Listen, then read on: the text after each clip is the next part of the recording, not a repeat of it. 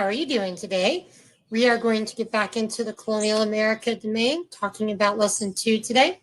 So let's get started. Hope you're all doing well, that you found the discussion post on the Canvas very like you needed to and posted a response. And you'll be able to do that again for today's lesson as well. So we are talking about Colonial America, and today, as promised, we are talking about Jamestown. So let's open up our lesson here. Some vocabulary words for you to start up learning about. Ambition, or a strong desire or goal for the future. Good one. Disputes or arguments, debates, and struggles. Laden, or weighed down with heavy things. Moor, to hold a ship in a specific place. Perilously, peril, very dangerous. Safe haven, safe place. And seasoned, experienced, and skillful, which we're going to learn a lot of the early settlers were not very seasoned. Okay, so a couple things to review last lesson. I am a location where the English tried to establish the first colony in North America, although both attempts failed. Roanoke Island, very good. I am the first Englishman to attempt to settle on Roanoke Island. Who am I? Sir Walter Raleigh. John White was the second guy, which is the answer to this next question. John White is the second Englishman. When John White returned to Roanoke Island from England after a period of 3 years, he found no colonists, but he found what carved into the tree? Kind of a creepy thing to find, when you don't see any of the people that you left behind 3 years before that. They're all gone, mysteriously. It's a little creepy. I am the nickname given to Roanoke Island colony because of the mysterious disappearance of the settlers. The lost colony. So if I ask you a question about the lost colony, that's Roanoke. I am the region in North America where the northernmost English colonies were located. The New England region. Very good. And I am the region in North America where the southernmost English colonies are located. Southern. And the other one in the middle? Middle Atlantic. Very good. Oh, it's getting windy. Today we're going to hear about King James I and his role in establishing the first permanent English colony in America. Remember which queen was ruling England when the attempt was made? When the attempt was made to establish Roanoke Island as the English colony? Queen Elizabeth I was the queen. Now she, in the monarchy, when a king or queen dies, because her child, usually the oldest son, becomes the next ruler. But King or Queen Elizabeth I wasn't married and didn't have any children, so when she died, King James became king as her closest living male relative. Once word got out about Christopher Columbus's successful voyages across, S should not be there.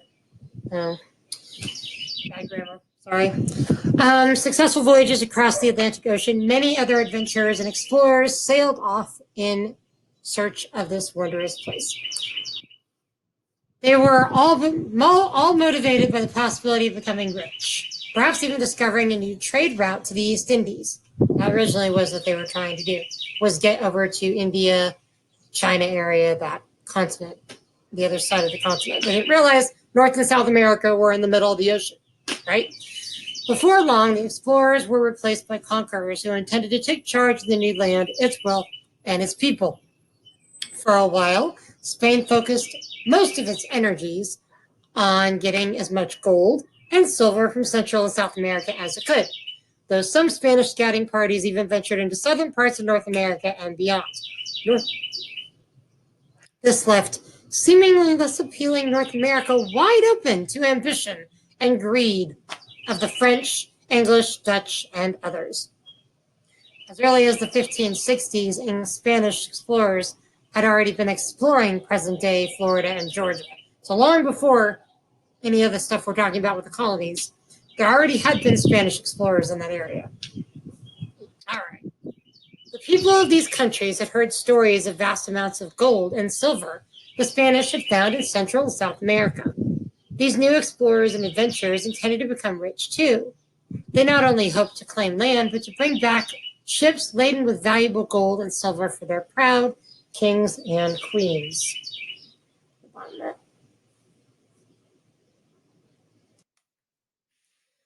In the early 1600s, the French ventured into the land of North America. French explorers such as Samuel de Champlain set up fur trading stations along the St. Lawrence River in present-day Canada. The Dutch sailed up what is now known as the Hudson River through present-day New York State, and the English set sail for Virginia. At this time, all new lands and treasures were usually claimed for the nation the ship and crew sailed under. In other words, the lands were claimed for the already wealthy kings and queens in Europe. However, these three nations soon discovered that although there was plenty of land, there was very little gold and silver to be found. This certainly was the case for those who set off to explore the possibilities settle in Virginia. Okay, so which European explorer is the Hudson River named after? Henry Hudson. You'll learn more about him in the European Explorers Unit. In 1606, on a cold wintry day in December, 3 ships set sail for Virginia. More than 100 men and a handful of boys were on board the Discovery, the Susan Constant, and the Godspeed, under the command of Captain Christopher Newport. Some of the men were well-known daring adventurers. Others were seasoned or very experienced sailors. There were farmers and skilled craftsmen on the journey, too. Think about Discovery, Susan Constant, and Godspeed. Godspeed means good luck. Can you think of why someone would name their ship Good Luck? Imagine agreeing to set sail across the vast ocean in a small, not-so-sturdy ship. More than likely, you are not a trained sailor, and like hundreds of others on board, you're hoping to find a land that very few Europeans have seen before. Perhaps during this voyage you suffer from seasickness or become fearful of encountering sea monsters. Oh, and by the way, only men and women are allowed on most voyages, such as this one. Investors in a company that came to be known as the Virginia Company of London paid for the voyage. The main purpose of this expedition was to make money by trading. Everyone involved, especially the investors, expected to get a dangerous share of the profit, generous share of the profits. They hoped to trade with native peoples to find, among other things, precious metals. Investors are people who invest or use their money to try to make more money. Investing can be risky. Sometimes you lose your money. Were your predictions correct about why England was sending ships to Virginia? In addition, King James I of England had given the men a charter or official document that allowed them to claim a very large area of land in the New World. This area of land stretched from what is now known as the state of South Carolina all the way up the East Coast to Canada. Clearly, King James had not considered that other people might be living on the land who might not want him to claim it as his own. And I will give you the illustration of basically somebody randomly saying that your neighborhood, including your house, now belongs to this other group of people and you need to leave, or you need to share it with them. Okay, how would that make you feel if some random king or random group of people just came over and said, "This is our house now. We're going to live here. Set up shop in the backyard, start eating in the kitchen." That'd be kind of crazy, wouldn't it? All right, so here we have land. We see land. It's a beautiful thing. Anyway, here. Because the party of Englishmen and boys had set off in December, strong winter storms made their journey even more difficult. They also ran perilously low on food and water. However, the passengers and crews survived.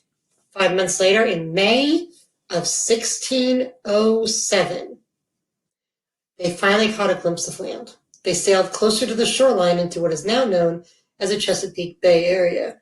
As they approached this new land, they decided to sail up the wide river they had spotted to avoid being seen by the Spanish. some of whom were exploring the present-day areas of Florida and Georgia. Because King James was eager to claim everything the English saw, this river was promptly named the James River in honor of His Royal Highness. And as you can see right down there, this is where they would have been. See, they sailed into this harbor here. Okay. This would be the final part of their journey. As the men sailed up the newly named James River, they were on the lookout for a safe haven, a protected place where they could moor or dock their ships. About 60 miles upriver, they found an area of land with deep water near the shoreline. This land appeared to be unoccupied. It was time to drop anchor. The next day, the would-be settlers ventured ashore with much pomp and circumstance. See all the celebration, trumpets. Yay! We're here. Anyway, they stepped onto Virginia soil. Trumpets were sounded, prayers were said, and it was proclaimed that this new land was now the property of, can you guess? Give you a clue. He wore a crown, and his name was James. Yes, that's right, His Majesty King James I. As you can see, there were many advantages to being king in those days. The Eastern Woodland Indians had lived in this region for many, many years. What they thought of the arrival of these uninvited visitors is not clear. No doubt they kept a very careful eye on these strangers from the safety of the shadowy forests. Although some Native Americans had heard about and come in contact with Europeans, they did not know or trust this particular group. One thing was certain, they were not going to hand over their homeland to King James willingly. The Eastern Woodland Indians lived in the northeastern part of North America, made up of numerous tribes including Iroquois, Mohican, and Powhatan. What kind of relationship do you think the Native Americans and the English are going to have? Excuse me. Probably not a good one. As it was late spring, it was warm, and there was an abundance of plants and wildlife. The settlers cheerfully set to work. They began to construct a small settlement containing basic homes, a storehouse, and a chapel to protect their settlement. They built high walls made of logs around it and placed a cannon nearby. There was only one possible name for this new settlement, and it was, of course, Jamestown. Jamestown became England's first permanent settlement in America. Because Roanoke doesn't count, it didn't survive. So Jamestown is the first. Okay. It wasn't long before a group of Powhatan, led by the chief of the same name, came to watch what these intruders were up to. As the days went by, the Powhatan became angry at the sight of what appeared to be the construction of a permanent settlement. It's like, they really are setting up base camp in my front yard, people. That's not going to work. Eventually, the Powhatan took action and attacked the settlers. Probably not the best response. Remember, the Powhatan was a tribe of Eastern Woodland Indians, and this gives you the answer to your question of what their relationship was going to be like. The settlers had not chosen their side of the settlement wisely, site of their settlement. So close to the water, the land turned out to be marshy and full of mosquitoes. When they dug down into the earth to find drinking water, they found the water was virtually undrinkable because it was brackish or salty. To add to the problems, some of the settlers wanted to focus on searching for gold instead of planting seeds for much-needed crops. Away from the safety and familiarity of England, the groups began to disagree. It was clear the settlers of Jamestown needed a leader. Brackish water is more salty than fresh water, but less salty than seawater. The Powhatan knew the water in the area was brackish and somewhat salty because they managed to just adapt to going upstream for fresh water during the time of the yearly tides. So, the Native Americans knew better. That's always the case. Pretty much. At some point during the summer, it was decided that Captain Newport and a small group of men would take the Godspeed and the Susan Constant back to England. Once there, they spread the news about this new land that King James and England had acquired. And they would load up ships with much-needed supplies to return to Jamestown. With this decision made, someone needed to take charge of those staying behind. For a while, several of the men argued about who knew what to do and how to survive. Then as the weather became warmer, much warmer than they were used to in chilly England, various members of the party became sick with fever and disease and could not be cured. People began to die. You need to remember, you're closer to the equator in the English colonies opposed to up in England would have been a lot closer to the north where it gets colder. With death, sickness, and disputes or arguments occurring daily, not enough work was being done to prepare for the cold winter months. One man in particular realized this was a big problem. In order to survive, he knew that they would have to come up with a plan. This man's name was Captain John Smith. What do you think Captain John Smith's plan will be? We'll hear more about him in the next read aloud, in the next lesson. So why did the colonists come to Jamestown from England? I'll let you pause for a moment in between thinking. King James I and investors wanted to make money by bringing back ships laden with gold and other riches that they knew had to be here, right? In the late December 1606, 3 ships sailed from England. That would be under Christopher Newport. What were the names of those ships? Discovery, Susan Constant, and Godspeed. What types of people sailed on these ships? There weren't any ladies, sorry. All seasoned sailors and well-known adventurers, farmers, skilled craftsmen, and no women or girls because they were not allowed to travel on those ships. Because, well, you can come up with your own answers to that. The English colonies were divided into 3 different regions, and you were supposed to compare and contrast and tell me what the weather was like in different areas, what the land was like in different areas, and all those things in the last lesson. In this one, though, we know that the southern region is where Jamestown is located. This colony is important because of why? It's the first permanent settlement for English colony in North America. It's pretty exciting. And what year was that established? 1607. Now, if I was at school and you were in the seats, I would write 1607 on the board, and I would tell you to write that in your notes and remember it. Get it? After Jamestown colonists, 1607. Oklahoma became a state in 1907. Wow. 300 years. That's amazing. Okay, after Jamestown colonists found a safe haven on the land along James River, they decided to moor their ships. They faced a lot of challenges, including mosquitoes, marshy rivers, brackish water, and of course they couldn't get along. Some of them we're going to learn about tomorrow's lesson, or Thursday's lesson 3. We're going to learn about how they just wanted to go find gold and not, work on building up their colony establishment first. And the Powhatan, of course, they were not happy with this whole, uneasy, curious, and eventually angry. They didn't want the English there, taking over their land. And this is the question I will ask you on your discussion post. To imagine you are a part of the English group sailing from the New World to the New World from England. You have endured a long voyage and dangerous winter storms and have run perilously low on food. When you arrive in the New World, your life is not going to get any easier. What kind of plans will you make in settling in your new area, in your new environment? What kind of land will you look for? What kind of laws and rules will you set up? What will you do about establishing relationships with the Native Americans? All right. Here's a word work for you to look at. Laden or laden. Heavy laden or heavy burdened.